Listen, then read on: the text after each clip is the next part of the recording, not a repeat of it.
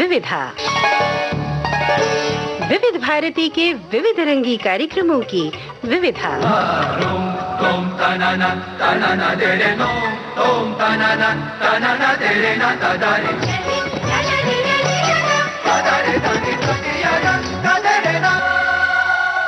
विविधा के सभी श्रोताओं को अमरकांत और मनीषा जैन का नमस्कार। अमर जी, 19 अगस्त 2019 हमारी ये जो दुनिया है ना संगीत की, ये कुछ और गरीब हो गई। वजह है एक बहुत सुंदर धुनों के रचयिता, बहुत मधुर धुनों के रचयिता खयाम साहब इस दुनिया को अलविदा कह गए। और जिसको कहते हैं ना, साज जो हैं वो खामोश हो गए। बिल्कुल, जैसे पत्ते हवा के चलने से हिलते हैं, डोलते हैं। अचानक ऐसा लगा संगीत जगत में हवा चलना बंद हो गई और सब कुछ सूना सूना, खोया खोया, उदास उदास लगने लगा। साज भी जैसे उदास हो गए। एक अलग ही तबीयत के आदमी थे खयाम साहब, बेहद अनुशासित, बेहद ईमानदार। और उनकी आपको वसीयत भी याद होगी, जब वो 90 बरस के हुए थे तब उन्होंने अपनी तमाम दौलत, अपनी जीवन भर की कमाई एक ट्रस्ट बना करके उन कलाकारों को सौंप दी जो संगीत की दुनिया में संघर्ष कर रहे हैं। ऐसे लोग, ऐसे कलाकार अब हमारे देश में बहुत कम पैदा होते हैं। और मैं एक बात कहना चाहूँगी अमर जी खयाम साहब के बारे में कि खयाम साहब रहे नहीं, उनकी धुनें हमारे बीच हैं और उनकी धुनें ऐसी हैं जो हमारी रूह तक पर असर करती हैं। बहुत कम साज का इस्तेमाल किया करते थे खयाम साहब, और हर तरह का संगीत रचा है उन्होंने। ये नहीं कोई कह सकता कि खयाम साहब एक ही तरह का संगीत करते थे। अगर आप कभी कभी फिल्म का ही नाम ले लें तो कभी कभी फिल्म में जहां कभी कभी मेरे दिल में ख्याल आता है गाना है, तो दूसरी तरफ मैं पल दो पल का शायर है। फिर तीसरी तरफ आपको मिल जाएगा गापुची गापुची गम गम त्रिशूल में, और उसी त्रिशूल फिल्म में आपको मिल जाएगा मोहब्बत बड़े काम की चीज है। यानी आप देखिए, उनके पास एक गुलदस्ता था। बिल्कुल सही फरमा रहे हैं आप। लेकिन एक खासियत है, उनका जो संगीत है ना, वो बहुत हल्का हल्का, गहरा गहरा और बहुत धीमा धीमा सा है, जो हम पर असर करता है। रही बात जहाँ तक उनकी, आपने वैरायटी की बात की, वो तो थी, लेकिन एक स्थायी भाव होता है ना संगीत का, तो उनकी जो संगीत का स्थायी भाव है। अमर जी, आपने वो जो गीत सुना है फिल्म आखिरी खत का, बहारो मेरा जीवन भी संवारो, कोई आए कहीं से यूं पुकारो, तो उस गीत को सुन के लगता है जैसे आपके आसपास फूल झर रहे हैं। जी बिल्कुल सही कहा आपने। और ये ऐसे संगीतकार थे कि जिनकी खामोशी भी गूंजती थी। आपको बहुत सारे गीत याद आते हैं खयाम साहब को याद करते हुए। उनका संगीत बहुत सुकून देता है। खयाम साहब ने भारतीय शास्त्रीय संगीत, पर्शियन संगीत और पंजाबी लोक संगीत का बहुत खूबसूरती से इस्तेमाल किया है। और जगजीत कौर जी जो उनकी अहलिया थीं, उनसे तो उन्होंने एक से एक गीत गवाए हैं। खासतौर पर कुछ फोक गीत जो उनके हैं, फोक म्यूजिक पर आधारित जो गीत हैं, वो तो बहुत ही अच्छे हैं। लेकिन जिस खामोशी की मैं बात कर रही थी, जब खामोशी गूंजने लगती है खयाम साहब के संगीत में, वो खामोशी हम सब जानते हैं। फिल्म रज़िया सुल्तान के उस गीत का मैं जिक्र कर रही हूँ, जब लता जी कहती हैं, ये ज़मीं चुप है, आसमां चुप है, ऐ दिले नादान। क्या बात है। और मनीषा जी, आपने रज़िया सुल्तान फिल्म की बात की तो मुझे कुछ याद आ गया। अगर आपकी इजाजत हो तो मैं एक किस्सा सुनाऊं। और वो हमारे बहुत करीबी किसी इंसान का किस्सा है। अब ये मेरी खुशकिस्मती है कि मैंने कब्बन मिर्जा साहब के साथ भी काम किया है जी। और फिल्म रज़िया सुल्तान में कब्बन मिर्जा साहब ने 2 गाने गाए थे। और देखिए, कब्बन मिर्जा साहब ने गाने गाए हीरो के लिए। हीरो थे धर्मेंद्र, जो याकूब हबशी गुलाम की भूमिका में थे। जी। और ये हिम्मत करना कि हीरो को इस तरह की वॉइस देना, ये सबके बस की बात नहीं है। खयाम साहब में खयाम साहब और कमाल अमरोही साहब, इनका जो ये फैसला था, ये गलत भी हो सकता था, लेकिन वो जानते थे कि कहाँ क्या इस्तेमाल होना चाहिए। उस हिसाब से उन्होंने वो दोनों गाने कब्बन जी को दिए। खुदा खैर करे, खुदा खैर करे, आई जंजीर के झनकार, खुदा खैर तेरा हिज्र। ये गाना हम जरूर सुनवाएंगे आपको। इनमें से कोई एक गाना मनीषा जी से मैं कहूंगा कि हमारे श्रोताओं को जरूर सुनवाएं। लेकिन उससे पहले ये एक बहुत छोटा सा एक किस्सा सुनाता हूँ आपको। कब्बन जी हमारे गुरु जैसे रहे हैं, अब तो इस दुनिया में नहीं है, लेकिन जब हम उनके साथ काम करते थे तो वो बहुत किस्से सुनाया करते थे। तो एक बार उन्होंने मुझे सुनाया था ये किस्सा, और हमारे साथ एक और बड़ी शख्सियत रही है अहमद वसी साहब, बहुत अच्छे जिन्होंने खयाम शायर। साहब के साथ काफी काम किया है। जी जी और उनकी 2 फिल्में यात्रा और बाजार हुस्न, जी जो मुंशी प्रेमचंद के नॉवेल पे आधारित जी है, जी जी उसके लिए गाने लिखे हैं वसी साहब ने। जी। तो वसी साहब भी होते थे, ये सब बैठ के बड़ी एक महफिल जमा करती थी, तब ये किस्से वगैरह निकलते थे। जी तो उस जमाने में मोबाइल फोन तो था नहीं, जब हमने शुरुआत की थी इधर नौकरी की, तब वसी साहब वगैरह ने बताते हैं कि एक बार फोन आया खयाम साहब का कि भाई हम 2-3 दिन से फोन कर रहे हैं और कब्बन मिल नहीं रहे हैं, कब्बन कहाँ है? तो बोले कब्बन तो बीमार है। हम्म तो अरे बोले यार किसी भी तरह से आप उनको मैसेज दो और कल फला फला स्टूडियो में उनको पहुंचना है किसी भी हालत में। हम्म अब वसी साहब ने कोशिश की, जो उनका मैसेज नंबर था वहां कब्बन साहब से कोई उनका संपर्क नहीं हुआ, तो वसी साहब उनके घर गए, हम्म कब्बन साहब को बोला कि साहब ऐसी ऐसी बात है, और कब्बन साहब को उस समय 105 डिग्री बुखार था। ओहो। दूसरे दिन सुबह सुबह कब्बन जी जाकर इंजेक्शन लगवाया उन्होंने, हम्म और उसी हालत में खयाम साहब के पास स्टूडियो गए। वहां पे कमाल अमरोही, खयाम साहब इनका इंतजार कर रहे थे, और कमाल अमरोही की ये जिद थी कि गाना गाएंगे तो कब्बन ही गाएंगे, अब चाहे हालत आपकी जैसी हो। कब्बन साहब ने उसी हालत में गाना गाया, आई जंजीर की झनकार खुदा खैर करे। लेकिन दूसरे दिन फिर उन्होंने बुलाया, तीसरे दिन फिर बुलाया। कब्बन जी ने बताया था कि ये गाना 3 बार रिकॉर्ड किया गया, चौथी बार जाके ये फाइनल हुआ, और तब जाकर ये दर्शकों तक पहुंचा। ये जज्बा ही तो है, ये हसरत ही तो है जो इन कलाकारों ने ऐसा कमाल का संगीत रचा और आज ये हमारे हंसने रोने का बाइस बन चुका है।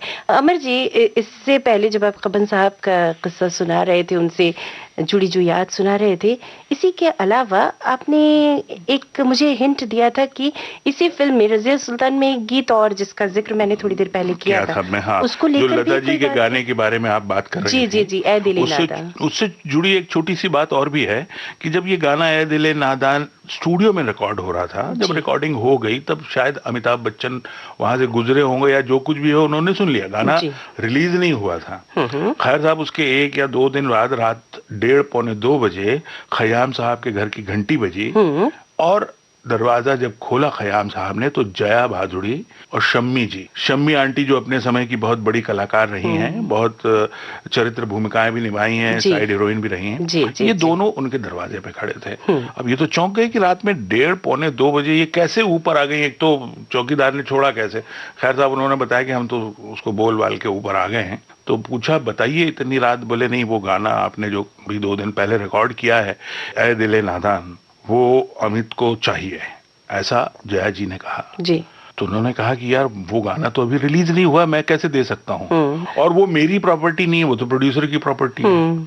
तो बोले नहीं, वो हमको कुछ मालूम नहीं, अमित को ये गाना चाहिए। खैर साहब दूसरे दिन खयाम साहब ने वो गाने का रिकॉर्डिंग जो थी स्पूल में लेके अमित जी के घर पर पहुंचाई। और आपको ये भी बात मालूम होगी कि लता जी से जब पूछा गया था कि उनके गाए गानों में सबसे ज्यादा हॉन्ट करने वाला गाना कौन सा है, तो उन्होंने इसी गाने का जिक्र किया था, ऐ दिले नादान। क्या बात है अमर जी, बहुत अच्छा लगा इस बात को सुनकर। कलाकार दूसरे कलाकार की कला की इज्जत करता है, उसकी मेहनत को समझता है, उसके पीछे की भावनाओं को समझता है, इससे बढ़ के और क्या बात हो सकती है। यहाँ पे ये कहना जरूरी है मनीषा जी कि हीरे की जो चमक होती है वो कहीं छुपती नहीं है, वो अंधेरे में भी चमक जाती है। अच्छा, अब हम जब इतनी बात कर रहे हैं खयाम साहब की और उनकी संगीत की, तो मेरी दिली ख्वाहिश है अमर जी, एक फिल्म थी लाला रुख जिसमें खयाम साहब का संगीत था। खयाम साहब अब हमारे बीच रहे नहीं, और इस गीत में एक बड़ा बेचैन कर देने वाला दर्द है। आवाज आशा जी की है, उनकी याद में उन्हीं के सुरों से सजा ये गीत हम सुने, फिर हम एक रिकॉर्डिंग सुनवाएंगे। अलविदा जाने वफा तेरा निगहबा खुदा,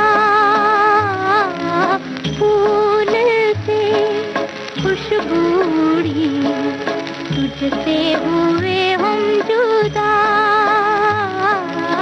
अलविदा।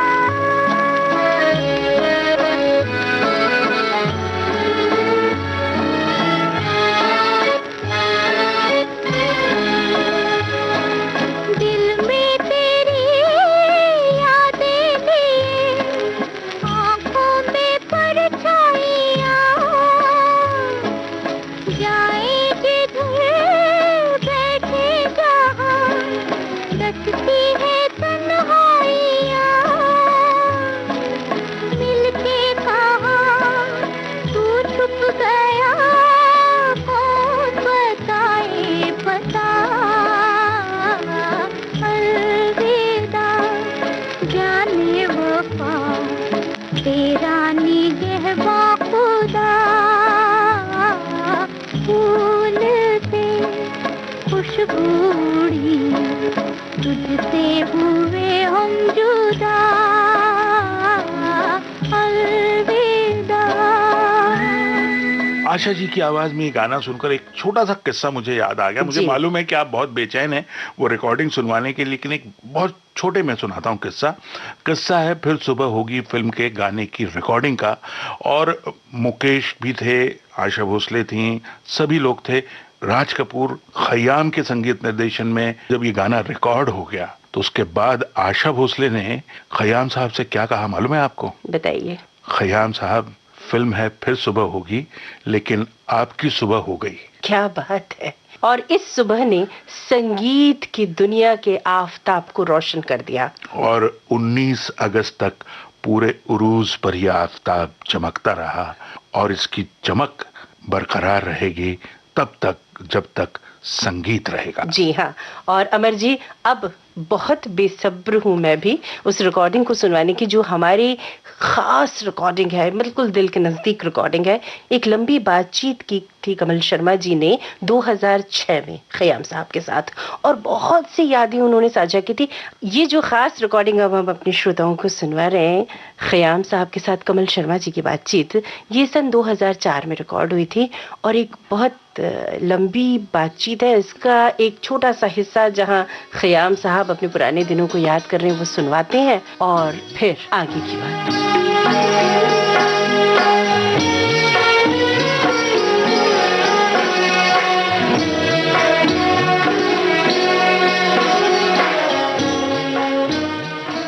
खयाम साहब, आप जलंधर आते थे? जी हाँ जी। फिल्में देखने आया करते थे? जी हाँ जी।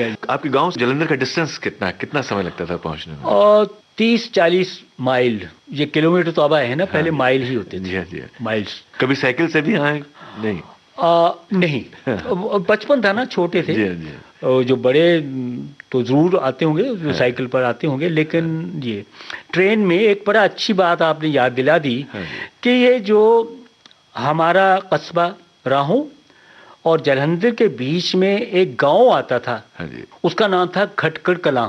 अब अब्बा जान साथ में कभी होते तो वो तकरीबन 1 या 1.5 मिनट के लिए गाड़ी वहां रुकती थी, छोटा सा स्टेशन। और वो अब्बा जान कहते, भाई सलाम करो, प्रणाम करो इस गांव को। अब देखो इस गांव को कि ये वही गांव है जहां के शहीद भगत सिंह, जिन्होंने अपनी मादरे वतन के लिए अपनी जान निशावर कर दी आज़ादी के लिए। तो ये मैं भूला नहीं। बड़ी अच्छी बात आपने याद दिलाई कि वो बचपन में ये शब्द मुझे अब भी हॉन्ट करते हैं। कभी आपके मन में आता था कि इनके जैसे बने? बिल्कुल सही बात आपने की है कि वो मुझ में एक जज्बा रहता है मादरे वतन के लिए, और ये वालिदैन की देन है। तो जो वालिद साहब ये कह रहे हैं भी सलाम करो, प्रणाम करो, ये कौन है? तो ये यानी उस स्टेशन से लेकर जालंधर तक वो इसी माहौल में रहते हम लोग। तो खयाम साहब, आप क्या बनना चाहते थे उस समय? क्या सोचा था आपने अपने बारे में?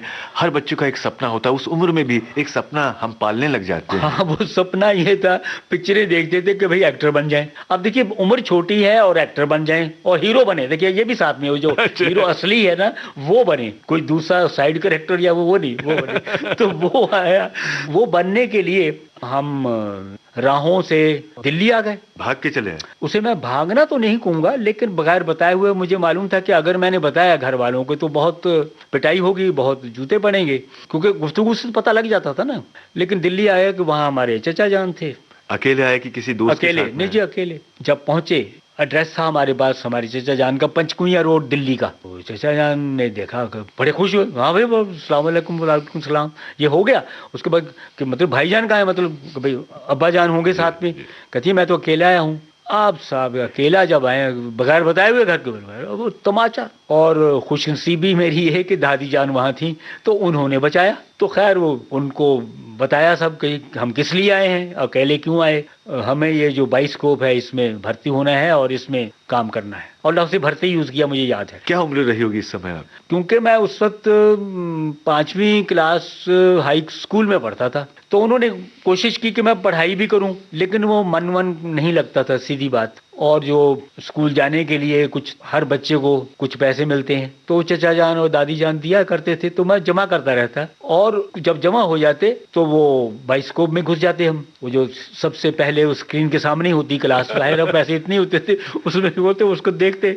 और जब पैसे ना होते तो वो पहले जो सिनेमा थिएटर थे, पहले खुले हुए दरवाजे होते थे, उसमें काला पर्दा लगा हुआ होता था, तो उसके पास जाके बैठ जाते, कभी झांकी मार लेते, कभी वो गेट कीपर वो डांट भी देता, और दरवाजे बंद होते तो कुछ दरार से भी कुछ सुनने को ही मिलता, कोई गाना या डायलॉग, तो इतना एक जुनून था।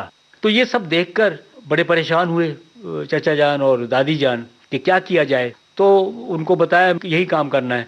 तो फिर बड़े पंडित अमरनाथ जी, पंडित हुसनलाल भक्तराम जी, वो उनके मित्र थे, तो उनके पास ले गए कि पंडित जी, हमारी एक मुश्किल आन पड़ी है, ये बच्चा कह रहा है कि इसने फिल्म में काम करना है, हीरो बनना है। खुशनसीबी तीनों थे वहाँ पे। उन्होंने कहा कि भाई इसके लिए तो संगीत सीखना पड़ेगा इसको, बच्चे को, क्योंकि उस जमाने में कुछ इस तरह की एक्टिंग की क्लासेस नहीं होती थी। या तो किसी नाटक कंपनी में कोई इंसान चला जाए, लेकिन नाटक कंपनी में भी शामिल होने में संगीत का आना जरूरी था, और ये कुछ संगीत सीख ले कुछ साल, तो उसके बाद अपनी किस्मत आजमाई करे।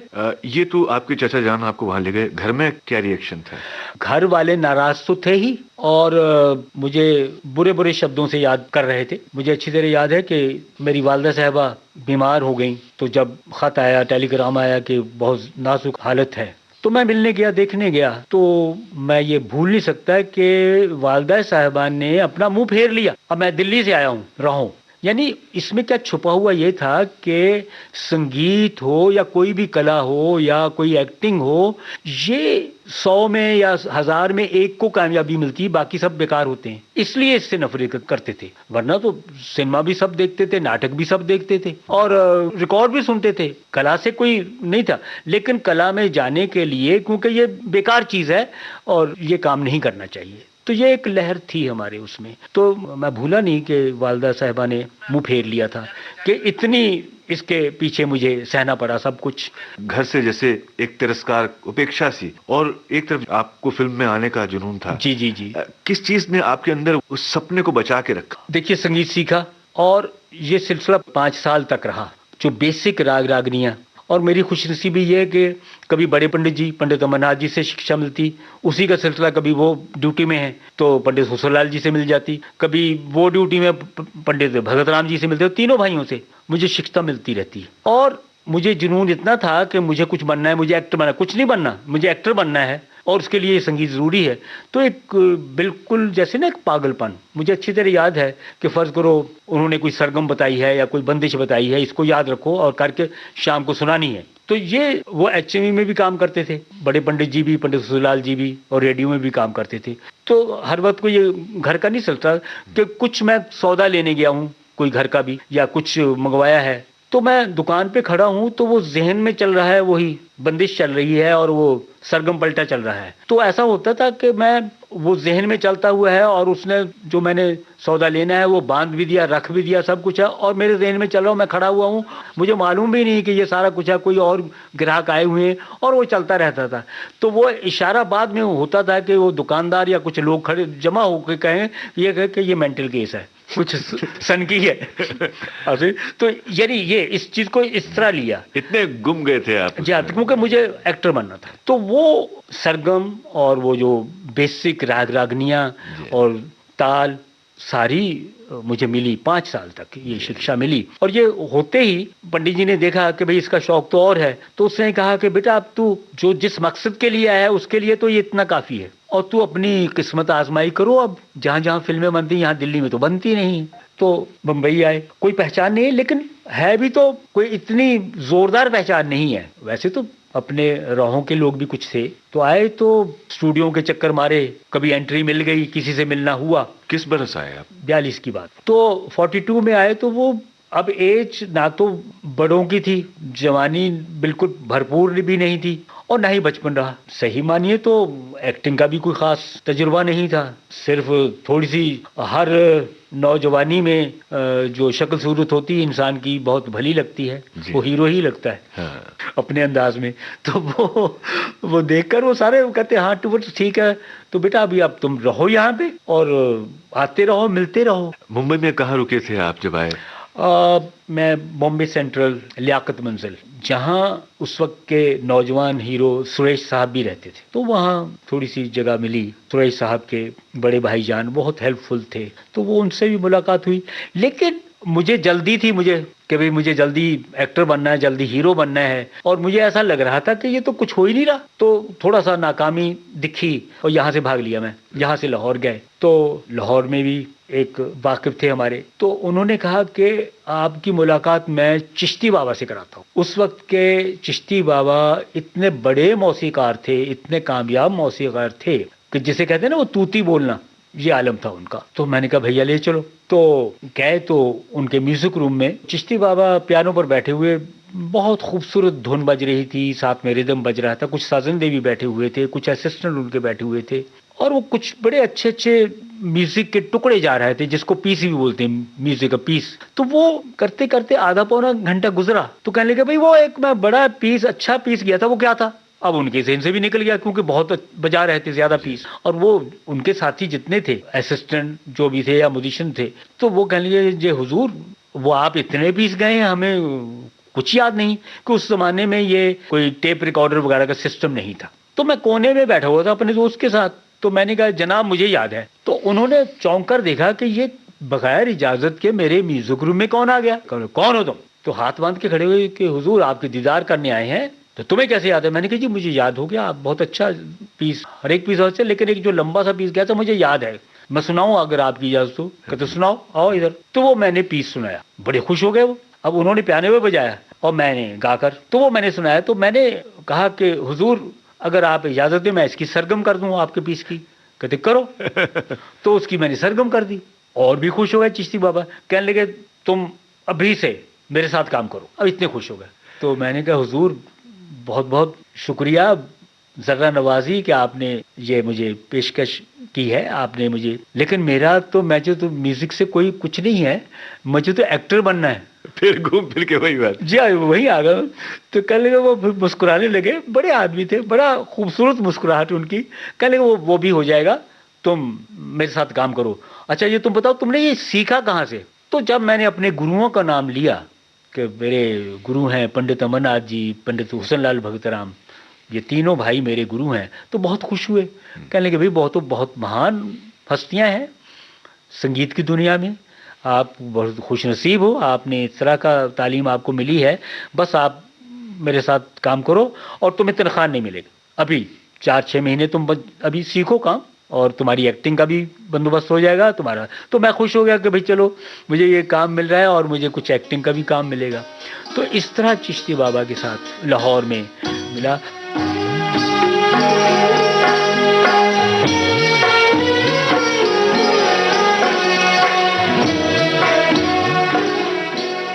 मनीषा जी ये बातचीत सुनकर हम भी बहुत पीछे के समय में चले गए, बहुत सी बातें हमने की, लेकिन अब वक्त हो गया है मनीषा जी, आपको वो वादा निभाना है।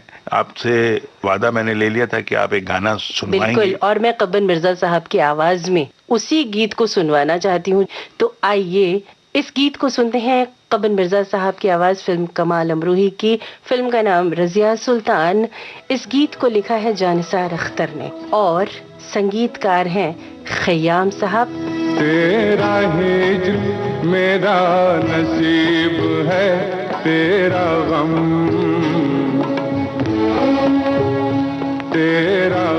ही मेरी हयात है। मुझे तेरी दूरी का गम हो क्यों,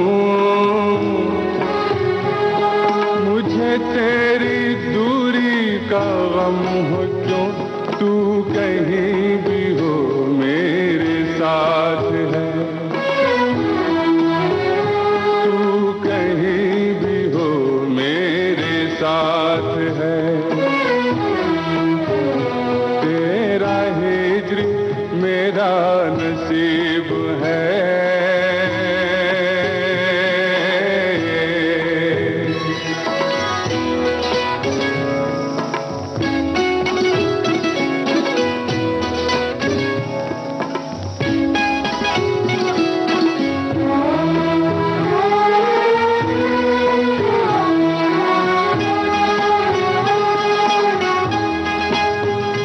मेरे वास्ते तेरे नाम पर,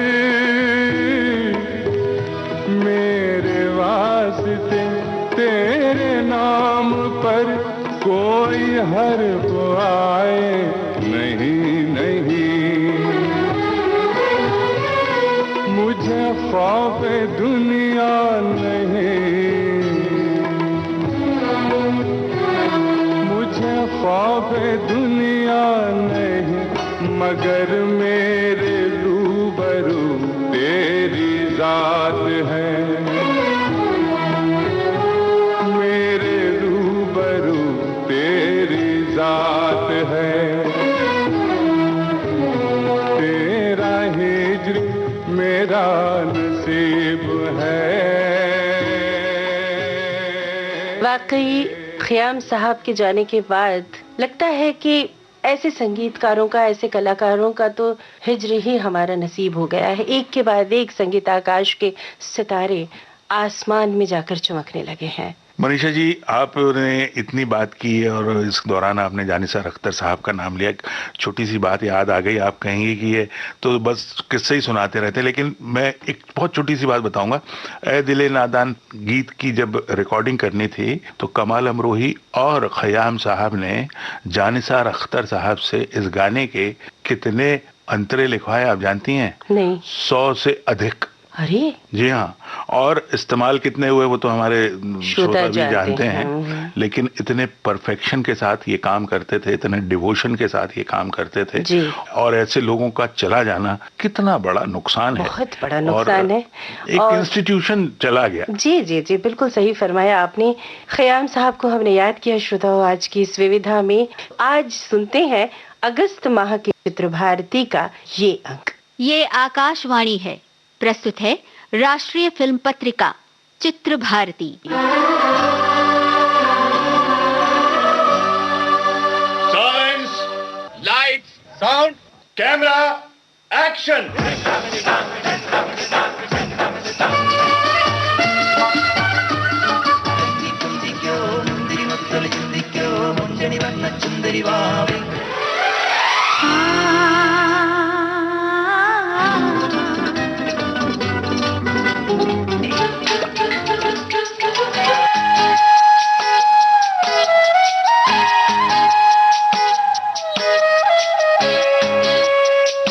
नमस्कार श्रोताओं, चित्र भारती के इस अंक में संपादकीय युद्ध का आशय बने फिल्मों का विषय, रुपहला पर्दा, रुपहली बातें, इसमें संगीतकार ख़याम की बातें।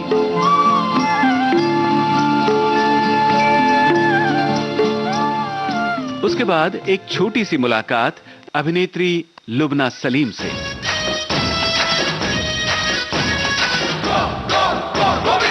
और अंत में स्मृति शेष, कला निर्देशक नितिन देसाई।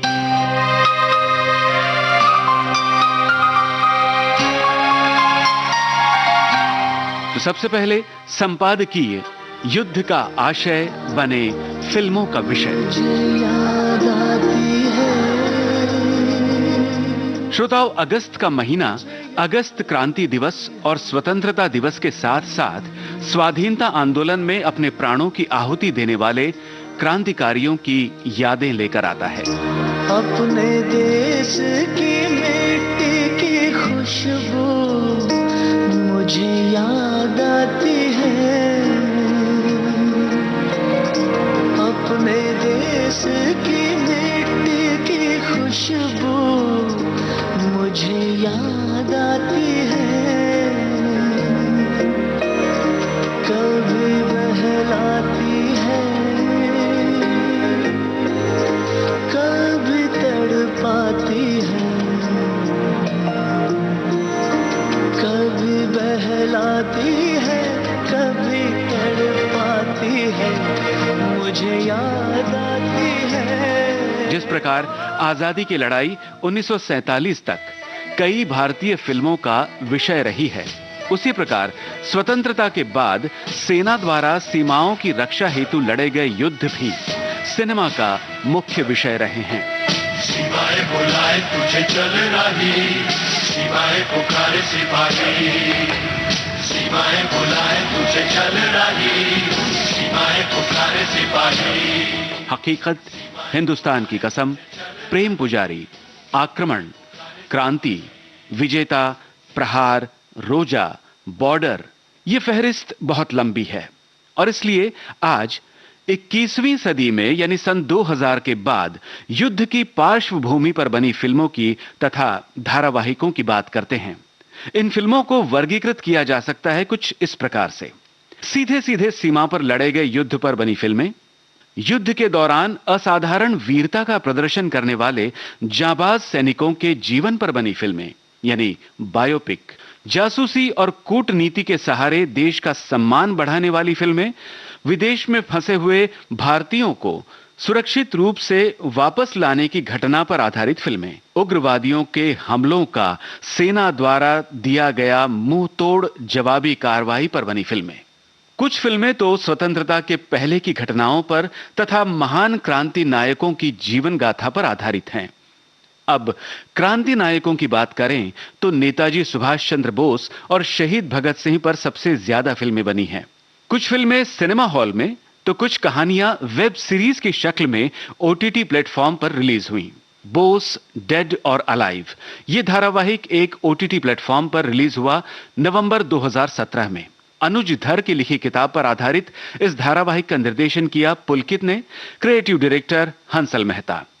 नेताजी की मृत्यु एक रहस्य रही है। 1999 में किंवदंतियों और अफवाहों को निरस्त करने के लिए कमीशन बनाया गया। इस कमीशन की सुनवाइयों पर आधारित फिल्म बनाई श्रीजीत मुखर्जी ने 2019 में गुमनामी। नेताजी का रोल निभाया बंगाली एक्टर प्रोसेनजीत ने। 2020 में फिल्मकार कबीर खान ने नेताजी की आजाद हिंद फौज पर केंद्रित वेब सीरीज का निर्माण किया, द फॉरगॉटन आर्मी, आजादी के लिए। नामचीन निर्देशक तिग्मांशु धुलिया ने 2017 में स्वतंत्रता संग्राम में आजाद हिंद सेना के योगदान पर फिल्म बनाई, राग देश।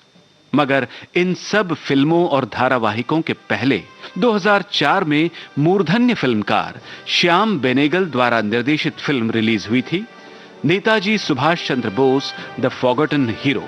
इस बायोपिक में नेताजी की भूमिका में थे अभिनेता सचिन खेड़ेकर। कदम कदम बढ़ाए जा, खुशी के गीत गाए जा, ये जिंदगी है कौम की, तू कौम पे लुटाए जा। कदम कदम बढ़ाए जा, खुशी के गीत गाए जा, ये जिंदगी है कौम की, तू कौम पे लुटाए जा। मात्र 23 वर्ष की आयु में शहीद होने वाले महान क्रांतिकारी शहीद भगत सिंह के जीवन पर 2002 में 3 फिल्में आईं। शहीद आजम, निर्देशक सुकुमार नायक, भगत सिंह की भूमिका में थे अभिनेता सोनू सूद। उसके बाद गुड्डू धनोवा निर्देशित फिल्म आई शहीद, भगत सिंह बने बॉबी देओल। और इसी वर्ष तीसरी फिल्म आई the legend of Bhagat Singh, निर्देशक राजकुमार संतोषी, और भगत सिंह का रोल निभाया अभिनेता अजय देवगन ने। मेरा रंग दे बसंती चोला माए रंग दे, मेरा रंग दे बसंती चोला माए रंग दे, मेरा रंग दे बसंती चोला रंग दे, रंग दे रंग दे बसंती चोला माए। 2006 में खोजी पत्रकारिता के एंगल से शहीद भगत सिंह के जीवन पर बनी फिल्म रंग दे बसंती देखने वालों को, खास तौर पर युवा विद्यार्थियों को प्रभावित कर गई। थोड़ी सी धूल मेरी धरती की, मेरे वतन की, थोड़ी सी खुशबू बाराई से मस्त पवन की, थोड़ी सी धोखने वाली दग दग दग दग दग दग सांस, जिनमें हो जुनू जुनू वो बूंदे लाल लहू की, ये सब तू मिला मिला ले, फिर रंग तू खिला खिला ले, ये सब तू मिला मिला ले, फिर रंग तू खिला खिला ले, और मोए मोए दे बसंती यारा मोए तो रंग दे बसंती। जिनके कारण 1857 के गदर की चिंगारी भड़की, उनके जीवन पर निर्माता निर्देशक केतन मेहता की फिल्म 2005 में रिलीज हुई, मंगल पांडे द राइजिंग। मंगल मंगल मंगल मंगल मंगल मंगल हो, मंगल मंगल मंगल मंगल मंगल मंगल हो। जागे न घर सारे जागे हैं, घर सारे जागा है अब हर गाँव, जागी है बगिया तो जागे हैं पेड़ और जागी है पेड़ों की छाँव। मंगल मंगल मंगल मंगल मंगल। बायोपिक की श्रेणी में आने वाली कुछ और लाजवाब फिल्में 21वीं सदी में बनी। 72 आवर्स, मार्टायर हु नेवर डाइज, मरणोपरांत महावीर चक्र से सम्मानित राइफलमैन जसवंत सिंह रावत के जीवन पर बनी ये फिल्म 2019 में आई। सूबेदार जोगिंदर सिंह, ये फिल्म रिलीज हुई 2018 में। जख्मी सैनिकों को युद्ध भूमि से निकालकर अस्पताल पहुंचाने के महत्वपूर्ण कर्तव्य का निर्वहन करने वाली हेलीकॉप्टर पायलट गुंजन सक्सेना के जीवन पर फिल्म बनी 2020 में। Gunjan Saxena, the Kargil girl. 1971 में पड़ोसी देश पाकिस्तान से जो लड़ाई लड़ी गई, इसकी अलग अलग सत्य घटनाओं पर केंद्रित विभिन्न फिल्में बनी। 2007 में बनी एक फिल्म का तो शीर्षक ही है 1971। इस फिल्म में युद्ध बंदियों की कहानी है। दुश्मन द्वारा बंदी बनाए गए हमारे सैनिक युद्ध के 7 सालों बाद किस तरह दुश्मन को चकमा देकर कैदियों के कैंप से भाग निकलते हैं और सीमा लांघ कर वापस अपने देश लौटते हैं।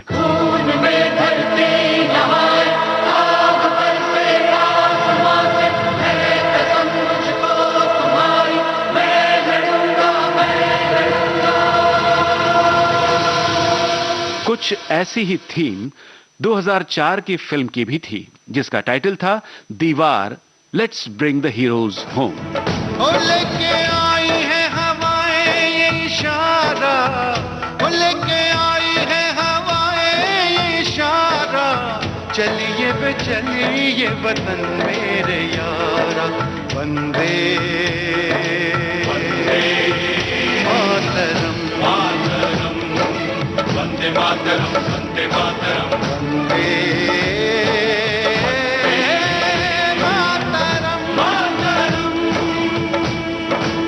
सीमाओं की सुरक्षा के साथ साथ हमारे सैनिक देश की आंतरिक सुरक्षा में भी महत्वपूर्ण भूमिका निभाते हैं। बात नक्सलवादियों की हो, उत्तर पूर्वी राज्यों के आतंकवाद की हो, या फिर पाकिस्तानी सेना द्वारा प्रायोजित कश्मीरी उग्रवाद की हो। टैंगो चार्ली 2005, मिशन कश्मीर 2000, यहां 2005, लम्हा the untold story of Kashmir 2010, Agnipankh 2004, Uri 2019।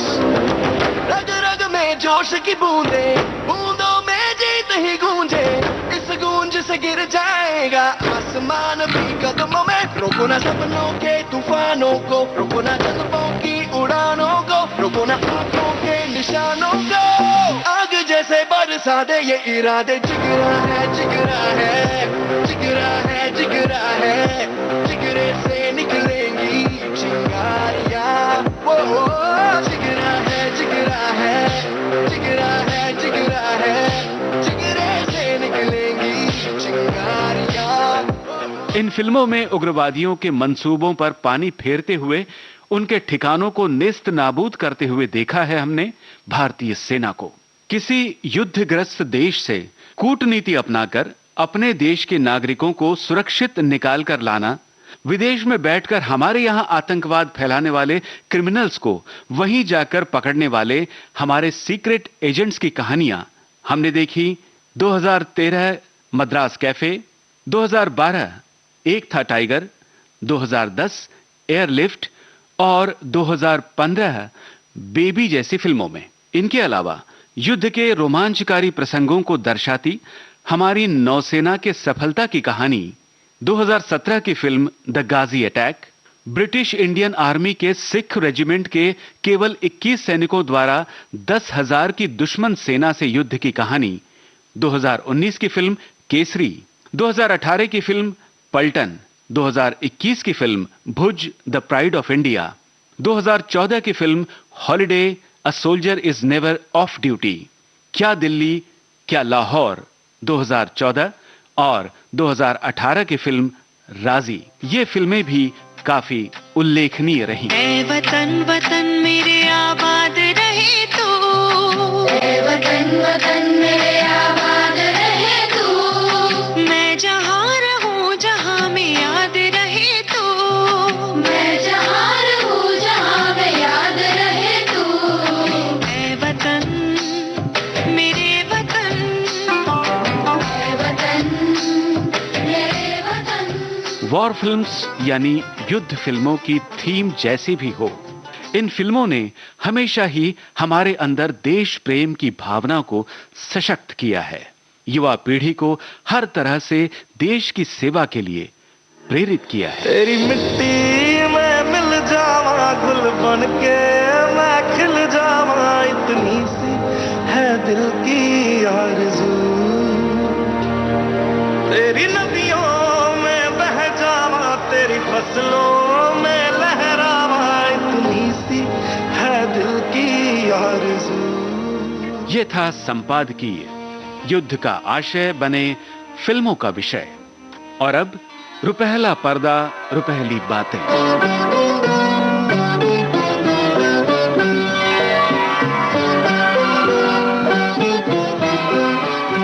दोस्तों, 19 अगस्त 2019 इस दिन जाने माने संगीतकार खयाम इस फानी दुनिया से विदा हुए। आज रुपहला पर्दा, रुपहली बातें में सुनते हैं संगीतकार खयाम की ये रिकॉर्डिंग। जालंधर पंजाब में पैदा हुए खयाम साहब बनना चाहते थे एक कामयाब एक्टर और इसीलिए मुंबई आए थे, लेकिन किस्मत ने उनके लिए तो सरगम की दुनिया में अपनी प्रतिभा के सुर बिखेरना लिखा था। शुरुआती दौर में खयाम साहब ने अजीज खान और बुलोस ईरानी के साथ काम करते हुए कई फिल्मों का संगीत कंपोज किया। कुछ समय तक रणजीत स्टूडियो में भी काम किया। संगीतकार खयाम ने अख्तर हुसैन की फिल्म रोमियो जूलियट में एक युगल गीत गाने के अलावा एस.डी. नारंग की फिल्म ये है जिंदगी में अभिनय भी किया था। बतौर स्वतंत्र संगीतकार खयाम साहब की पहली फिल्म थी जिया सरहदी की फुटपाथ। शामे गम की कसम आज गमगीन है हम, आ भी जा आज मेरे सनम, शामे गम की कसम। दिल परेशान है, रात वीरान है, देख जा किस तरह आज तन्हा है हम, शामे गम की कसम। आपने उस्ताद शोरा का कलाम भी जी इस्तेमाल किया है। जी हाँ, जी हाँ। मसलन बाजार में मीर तकी मीर का कलाम और मिर्जा शौक का कलाम। जी हाँ, जी हाँ। तो उसकी भी कोई खास वजह है? हाँ, वो मेरे दिल में ये शौक पैदा हुआ। मैंने सजेशन दी अपने मित्र, अपने दोस्त सागर सरदी साहब से कि भाई बड़े आला ऊंचा कलाम फिल्म में दिया जाए और उसे कामयाब करवाया जाए। तो यूं है कि ये एक्सपेरिमेंट इतना अच्छा कामयाब हुआ, इतना लोगों को पसंद आई। ये मीर तकी मीर का जो कलाम है, दिखाई दिए यूं के बेखुद किया, तो अब वो ये और मिर्जा शौक का देख लो आज हमको जी भर के। तो ये जो क्लासिक मतलब किस्म की जो शायरी, तो वो भी बहुत लोगों को पसंद आई और हम लोग कामयाब हुए। हमें बड़ा इस बात का बड़ी खुशी भी हुई कि भाई हमने एक एक्सपेरिमेंट किया और वो कामयाब हुआ। दिखाई दिए यूं के बेखुद किया, हमें आपसे जुदा कर चले, दिखाई दिए यूं के बेखुद किया, दिखाई दिए यूं। फिल्म कभी कभी में यश चोपड़ा साहब ने फरमाया कि खयाम साहब, आपकी धुनें तो बहुत अच्छी हैं, हमेशा ही अच्छी होती हैं, लेकिन आपकी पिक्चर जो है कभी जुबली नहीं करती और लोग कहते हैं कि कुछ अनलक्की हैं खयाम साहब। कहने लगे कि कुछ आप अपने रब से खास दुआ कीजिए कि इस फिल्म के नगमे तो चलेंगे, बहुत अच्छे हैं, लेकिन फिल्म भी हिट हो, सुपर डुपर हिट हो। वैसे तो मैं हर नगमा अल्लाह का नाम लेकर कंपोज करता हूँ, अल्लाह मदद भी करता है, लेकिन इसमें खास तौर पर मैंने दुआ की कि ए रब्बुल इज्जत, हमारे यश चोपड़ा साहब ने जो फरमाया है खास दुआ, तो मैं खास दिल से दुआ करता हूँ कि ये फिल्म जो है कभी कभी बहुत ज़्यादा सुपर डुपर हिट हो, और ये पिक्चर सुपर डुपर हिट हुई और इसके नगमे जिस कदर मकबूल हुए हैं आपके सामने हैं। कभी कभी मेरे दिल में ख्याल आता है, कभी कभी मेरे दिल में ख्याल आता है कि जैसे तुझको बनाया गया है मेरे लिए, कि जैसे तुझको बनाया गया है मेरे लिए। खयाम साहब की धुनों के असर की बात करें तो कहानी, पात्र, गीत, सिचुएशन सभी को बारीकी से समझकर ही धुनों का सृजन करते हैं खयाम। कमाल अमरोही साहब, फिल्म रजिया सुल्तान जब उन्होंने शुरू की और मुझे ये खुशकिस्मती से उन्होंने मौका दिया मुझे मौसीकी देने का, तो पूरी तारीख उन्होंने भी छानबीन की और मुझे भी कहा कि खयाम साहब आप पूरी तारीख से गुजरिए, क्योंकि ये कहानी आज से 700 बरस पहले की है।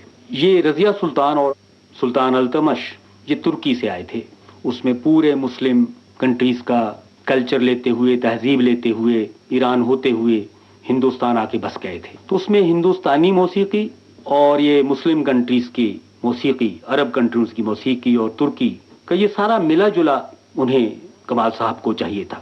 आज से 700 बरस पहले किस तरह के साज बजते थे हिंदुस्तान में और किस तरह नगमे होते, तो ये एक तस्वर कायम कर लिया गया और जानिसार अख्तर साहब ने बड़े मेहनत से वो नगमे लिखे और इस एक एक गाने की बजाय उन्होंने ऐसा लगता था कि 10-10 गाने लिखे गए, एक नगमा चुना गया।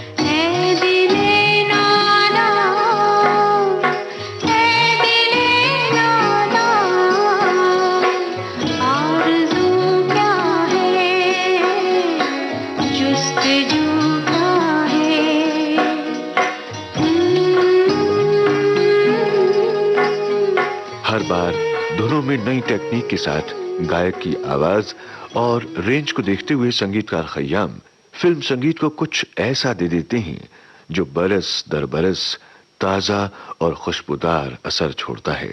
जैसे जैसे वक्त बदल रहा है, हालांकि सब कुछ बदला बदला सा लगने लगा है, और नहीं बदलती हैं तो सिर्फ खयाम की सुरीली और मीठी धुनें, 7 सुरों के अथाह सागर में से नई नई मीठी सुरीली धुनें निकालकर उन्हें खूबसूरत ढंग से पेश करने का काम सिर्फ खयाम जैसे संगीतकारों के ही बस की बात है।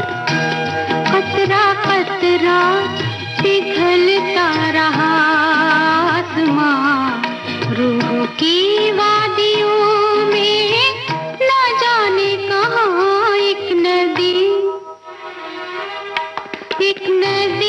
दिलरुबा गाती रही आप यूं, फासलों से गुजरते रहे, दिल से कदमों की आवाज़ आती रही आप यूं। रुपहला पर्दा रुपहली बातें में आप सुन रहे थे जाने माने संगीतकार खयाम की बातें इस रिकॉर्डिंग के रूप में जो हमें प्राप्त हुई विविध भारती के संग्रहालय से। और अब एक छोटी सी मुलाकात अभिनेत्री लुबना सलीम के साथ।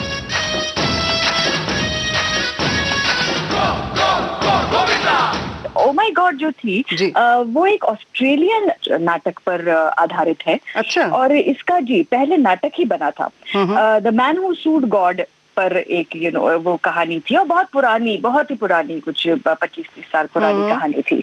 और उसके ऊपर नाटक पहले बना कांजी वर्सेस कांजी, जिसमें जो 3 वही थी, परेश रावल जो कांजी भाई कर रहे थे और जो डायरेक्टर था उमेश शुक्ला, तो ये दोनों इन्हीं का प्रोडक्शन था। और ये इतना चर्चित हुआ, मतलब नाटक की उसमें तो सारे ही लैंग्वेजेस में ये बनाया गया, हिंदी में, मराठी में, गुजराती में। इसके बाद जब ये लगा कि ये हर किसी से रेजोनेट कर रहा है, ये एक बात है श्रद्धा, अंधश्रद्धा की, और जहाँ पर आज की डेट में जहाँ हम श्रद्धालु या भक्तों के नाम पर हम पता नहीं क्या क्या करते हैं और क्या क्या चीजें मानने लगते हैं और उन्हीं में बह जाते हैं कि वो हमारी जिंदगी जिंदगी का एक हिस्सा बन जाती हैं, तो हमें सच्चाई और जो अंधश्रद्धा है उसके बीच में हमें कोई अंतर नहीं दिखाई देता। तो ये उन चीजों को हाईलाइट करने की एक कोशिश थी और बहुत सुंदर प्रयास था ये। और जिस तरह से उसको इंडियनाइज किया और जिस तरह से लोगों ने उसे सराहा और जिस तरह से लोगों ने उस बात को समझा, तो वो एक उससे इन लोगों की बड़ी हिम्मत हुई कि ये इसको बड़े प्लेटफॉर्म पे लेकर आए और भी उसकी फिल्म बनाए। फिल्म में तो आप जानते हैं कितनी बड़ी सुपर डुपर हिट हुई और कांजी भाई परेश जी का जो रोल था वो तो अमेजिंग था। किसे भेजनी है नोटिस? भगवान को। मिस्टर भगवान। सरनेम? पता नहीं, क्योंकि हम लोग मिले नहीं है। अरे कहीं तो रहता होगा मिस्टर भगवान। अरे ये नोटिस किसे भेजूं? हाँ, लोग कहते हैं कि वो मंदिरों में रहते। सर ऐसा होता है कि अगर आप हिट फिल्में देखते हैं कोई, तो एक वो हिट क्यों होती हैं? वो इसी हम ये जो छोटे छोटे सीन्स को लेकर जो एक इमोशन बनता है, हम उसी से जोड़ते हैं जाकर। और जब वो इमोशन हमें कहीं ना कहीं जोड़ देता है, और वो सिर्फ एक इंडिविजुअल के लिए नहीं, पैन इंडिया या जहाँ पर भी जिस कोने में भी वो फिल्म देखी जा रही है, अगर उस इमोशन से जुड़ गई तो वो फिल्म एक सुपर हिट है जो लोगों को पसंद आए। और ओ माय गॉड के साथ में यही हुआ। ओ माय गॉड के साथ में यही हुआ क्योंकि वो एक बात जो हम कभी भी बोलना नहीं चाह रहे थे, या हमें लग रहा था कि है हो रहा है हमारे आसपास इर्द गिर्द, लेकिन हम कभी भी उसके ऊपर कोई टिप्पणी नहीं करते थे या फिर उसको हम फोकस में नहीं लेकर आते थे। वो बात बाहर निकल के आई और इसीलिए मुझे लगता है सराही गई और इसीलिए मुझे लगता है वो बहुत बड़ी हिट हुई और आज तक देखी जा रही है। जी हाँ। मैं तो नहीं हूँ इंसानों में, बिकता हूँ मैं तो इन दुकानों में। दुनिया बनाई मैंने हाथों से, मिट्टी से नहीं जज्बातों से। फिर रहा हूँ ढूंढता मेरे निशान, है कहाँ मेरे निशान, है कहाँ मेरे। नाटक में ये था कि उसमें सिर्फ कांजी बोल रहे हैं, लंबे लंबे उनकी स्पीचेस थी, तो उसमें दूसरे कैरेक्टर्स 3 या 4 निकल के आते थे। यहाँ पर चूंकि हम फिल्म थे, हमको फैलाव करना ही था, इसलिए जब मैं कह रही थी छोटे छोटे सीन्स बनाने की कोशिश की, तो उसमें फैमिली इंट्रोड्यूस की गई, फिर उसमें आस पड़ोस के लोग इंट्रोड्यूस किए गए, फिर जो बड़ा एंट्री कृष्ण की होती है बड़ी मॉडर्न सी वो थी, फिर उसको चलाने के लिए एक गाना बनाया गया। मटके मटके झटके मारे हैं तू आज झोला तो हम भी बुआरे हैं, तू आसमां पे है तो चांद तारे हैं हम। मटके मटके झटके मारे हैं तू आज झोला तो हम भी बुआरे हैं, तू आसमां पे है तो चांद तारे हैं हम। जहां में निकले यदम है कसम तेरी कसम, तुझे आज छोड़ेंगे ना हम। तो फिर उन्होंने ये रोल बनाया, बाकायदा लिखा गया। जब उनकी वो एक्टर्स की तलाश निकली तो एक ऐसा कैरेक्टर चाहते थे वो जो लगे कि ये गृहिणी है और ये किसी के घर की बात हो सकती है, तो वो इतनी सिंप्लिसिटी चाह रहे थे। इस वजह से उन्होंने मुझे कास्ट किया था। मुझे बहुत अच्छा लगा क्योंकि मैं आमतौर पे फिल्में नहीं करती हूँ और बहुत ही कम करती हूँ, और जो भी करती हूँ मुझे एक तो अच्छी लगनी चाहिए, कुछ होना चाहिए दिखाने के लिए, और ये फिल्म तो मैं बिल्कुल भी रिफ्यूज नहीं कर पाई थी बिकॉज ऑफ परेश जी और हमारे फैमिली रिलेशनशिप एंड उमेश जो मेरा सीनियर था मिठीबाई कॉलेज से। सभी थिएटर के लोग थे वहां पर, और हम तो जब तक कि 10 बार रिहर्स ना करें अपनी लाइन तो वो बात निकल के नहीं आती।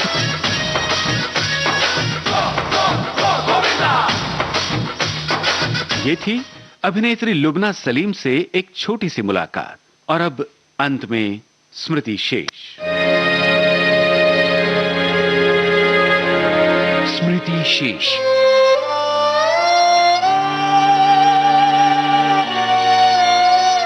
2 अगस्त 2023 हिंदी और मराठी फिल्मों के जाने माने कला निर्देशक, निर्माता, अभिनेता और प्रोडक्शन डिजाइनर नितिन चंद्रकांत देसाई 57 वर्ष की आयु में इस संसार से विदा हुए।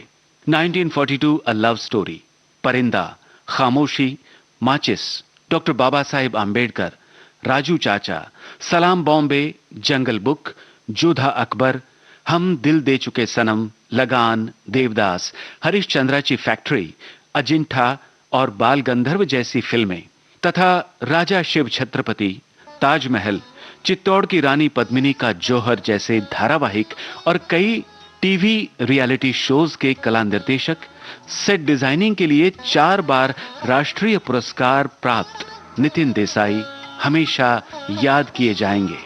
नितिन देसाई को विनम्र श्रद्धांजलि। कोई आया था कुछ देर पहले यहाँ, लेके मिट्टी से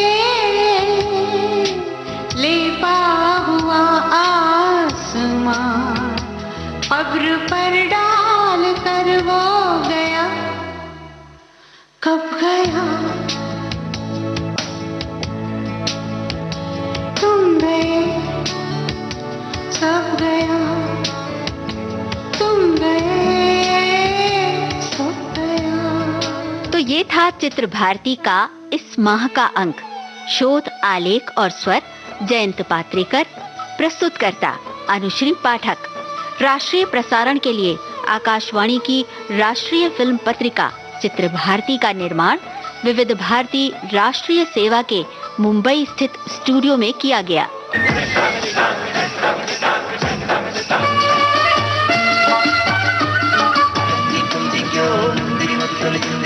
ಮುಂಜಣಿ ಬಣ್ಣ ಚುಂದರಿ ವಾವೆ